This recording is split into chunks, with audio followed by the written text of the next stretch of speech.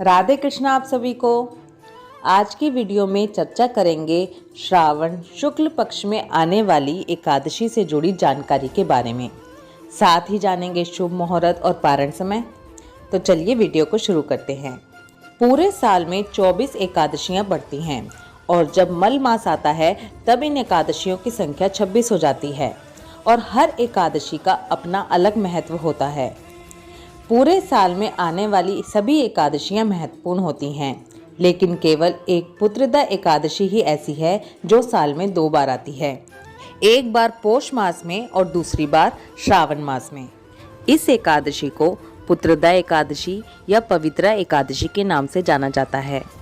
दोनों ही बार आने वाली एकादशी संतान प्राप्ति की इच्छा के लिए, संतान के हर सुख के लिए और अगर संतान पे कोई कष्ट हो, उसकी सेहत अच्छी ना हो, उसके लिए बहुत ही उत्तम बताई गई हैं। जिन लोगों को पुत्र की इच्छा हो उन लोगों को पुत्रदा एकादशी का व्रत और पूजा अवश्य ही करनी चाहिए। पुत्रदा एकादशी का व्रत संतान प्राप्ति के लिए अचूक बताया गया है। साथ ही अगर संतान पर कोई कष्ट हो तो उसका निवारण भी पुत्रदा एकादशी के व्रत करने से बड़ी आसानी से हो जाता है। माना जाता है अगर कोई निसंतान दंपति पुत्रदा एकादशी व्रत और इसकी पूजा पूरे विधि विधान के साथ करता है तो निश्चय ही उसको पुत्र रत्न की प्राप्ति होती है। इसके अलावा इस एकादशी का व्रत करने से स्वयं अपने भी सभी पाप कर्म नष्ट हो जाते हैं। पुराणों के अनुसार पुत्रदा एकादशी का व्रत करने से वाजपेयी यज्ञ के बराबर फल मिलता है और मोक्ष की प्राप्ति होती है। ये एकादशी इतनी फलदायी है कि इस पर अगर पूजा और व्रत की जाए तो हमारे संतान के भाग्य और उसके कर्म को बदलने की भी ये शक्ति रखता है। ये भी कहा जाता है कि इस व्रत के प्रभाव से अगर संतान पर कोई आने वाला संकट हो उससे भी उसकी रक्षा हो जाती है। जो लोग पूरे साल की किसी भी एकादशी का व्रत नहीं करते और अगर संतान प्राप्ति की इच्छा रखते हैं या फिर अपनी संतान के उन्नति, रक्षा और सेहतमंद होने के लिए भी इस व्रत को कर सकते हैं। चलिए अब सबसे पहले ये जान लेते हैं कि इस साल 2022 में पुत्रदा एकादशी कब पड़ रही है। श्रावण पुत्रदा एकादशी तिथि शुरू हो रही है 7 अगस्त 2022 रात 11:50 पर। एकादशी तिथि समाप्त हो रही है 8 अगस्त रात 9 बजे। इस तरह उदया तिथि को मान्य रखते हुए 8 अगस्त को पुत्रदा एकादशी व्रत किया जाएगा।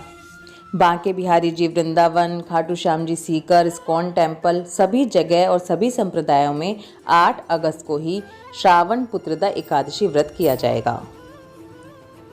चलिए अब पूजा विधि की बात कर लेते हैं। देखिए, अपनी हर वीडियो में हम चर्चा करते हैं कि जो लोग एकादशी का व्रत नहीं भी करते उन्हें भी एकादशी व्रत के नियमों का पालन अवश्य करना चाहिए। एकादशी व्रत के नियम दशमी तिथि से ही शुरू हो जाते हैं, इसलिए दशमी तिथि को शुद्ध सात्विक भोजन करेंगे, प्याज लहसुन नहीं खाएंगे, सूरज छिपने से पहले खाना खा लेंगे, ब्रह्मचर्य व्रत का पालन करते हुए जमीन पर सोएंगे। एकादशी वाले दिन सुबह ब्रह्म मुहूर्त में उठेंगे और पानी में गंगा जल और थोड़े से तिल मिलाकर स्नान करेंगे। पूरे घर में गंगा जल के छींटे लगाएंगे और इसके बाद अपनी पूजा की तैयारी करेंगे। पूजा की सारी सामग्री एकत्रित करके अपने पूजा के स्थान पर बैठ जाएं। आप चाहे तो अलग चौकी लगाकर भी पूजा कर सकते हैं और अगर आपके मंदिर में जगह है तो आप मंदिर में ही पूजा कर सकते हैं। इस दिन बाल गोपाल की पूजा का विशेष महत्व होता है।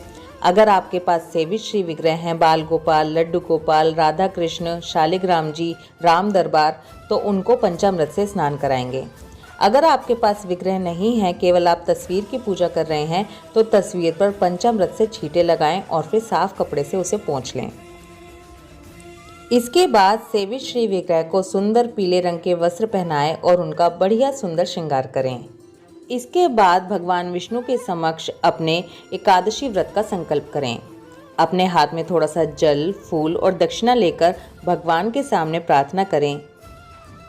हे प्रभु, आपकी अति कृपा से मैं ये श्रावण पुत्रदा एकादशी का व्रत कर रही हूँ। आप मुझ पर ऐसा आशीर्वाद बनाना कि मेरा ये व्रत निर्विघ्न पूरा हो। मुझे इतनी शक्ति देना कि मैं इस व्रत को निर्विघ्न पूरा कर सकूं। हे प्रभु, आप मेरे पालनहार हो और सब कुछ जानने वाले हो। आप मेरे मन की इच्छा जानते हो। हे प्रभु, मेरी इच्छा पूर्ण करना और अपना आशीर्वाद मुझ पर, मेरे परिवार पर और मेरे संतान पर बनाए रखना। ऐसा कहने के बाद जो आपके हाथ में जल है वो भगवान के समक्ष छोड़ देना चाहिए। इसके बाद भगवान को पीले पुष्प अर्पित करें। भगवान को तुलसी दल अर्पित करें। याद रखें, एकादशी के दिन तुलसाजी तोड़ी नहीं जाती, इसलिए तुलसाजी पहले से ही तोड़कर रख लें। भगवान को धूप, दीप, नैवेद्य और मौसमी फल, जो भी फल इस समय आ रहे हों, वो भगवान को अर्पित कीजिए। भगवान को पीली मखाने की खीर बहुत ही प्रिय है, इसलिए भगवान को पीली मखाने की खीर अर्पित करें।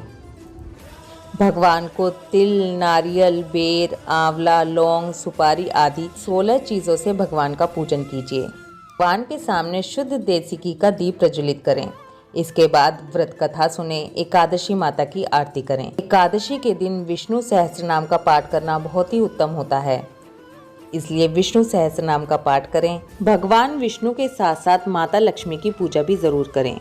अंत में पूजा में हुई किसी भी गलती के लिए भगवान विष्णु और माता लक्ष्मी से क्षमा मांगें।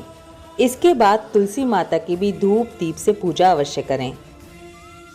शाम के समय विष्णु भगवान के समक्ष खुले आकाश में तुलसा जी पर दीप दान अवश्य करें। कोशिश करें कि आप निराहार रहकर ये व्रत करें। अगर आप निराहार नहीं रह सकते तो दीप दान करने के बाद फलाहार कर सकते हैं। इसी के साथ एकादशी व्रत रखने वाले को ये ध्यान रखना चाहिए कि वो अपने मन को शांत रखे, क्रोध ना करे, झूठ ना बोले, किसी की चुगली ना करे। ऐसा करने से व्रत का जो फल होता है वो कम हो जाता है। एकादशी के दिन रात्रि जागरण का बहुत अधिक महत्व होता है। भगवान विष्णु को रात्रि जागरण बहुत ही प्रिय है, इसलिए एकादशी की रात को रात्रि जागरण करें। द्वादशी के दिन सुबह जल्दी उठें। इसके बाद अपनी पूजा करें। ब्राह्मणों को खाना या सीधा दक्षिणा रख कर दें और उनका आशीर्वाद लें, और इसके बाद अपने व्रत का पारण करें। द्वादशी के दिन भी हमें शुद्ध सात्विक भोजन ही ग्रहण करना चाहिए। अब आपको पारण समय बताने से पहले मैं ये बता दूं कि पुत्रदा एकादशी के दिन सिंगाड़े का भोग लगाना बहुत ही अच्छा होता है। इससे अजगर की योनि से मुक्ति मिलती है। सिंगाड़े का फल भी आता है और सिंगाड़े का आटा भी आता है। आप किसी भी फॉर्म में भगवान को भोग लगाएं, खुद भी ग्रहण करें और प्रसाद रूप में भी बांटें। चलिए अब आपको पारण समय बता देती हूँ। श्रावण पुत्रदा एकादशी व्रत का पारण 9 अगस्त को सुबह 5:47 से लेकर सुबह 8:27 के बीच में किया जाएगा।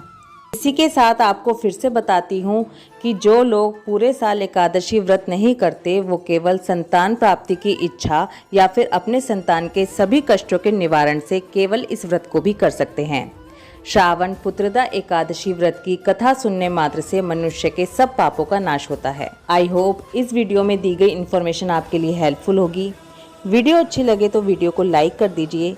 ये जानकारी सभी लोगों तक पहुंचे, इसलिए वीडियो को जितना हो सके उतना शेयर कीजिए। अपनी अगली वीडियो में आपको श्रावण पुत्रदा एकादशी की व्रत कथा सुनाऊंगी। ओम नमो भगवते वासुदेवाय नमः। राधे।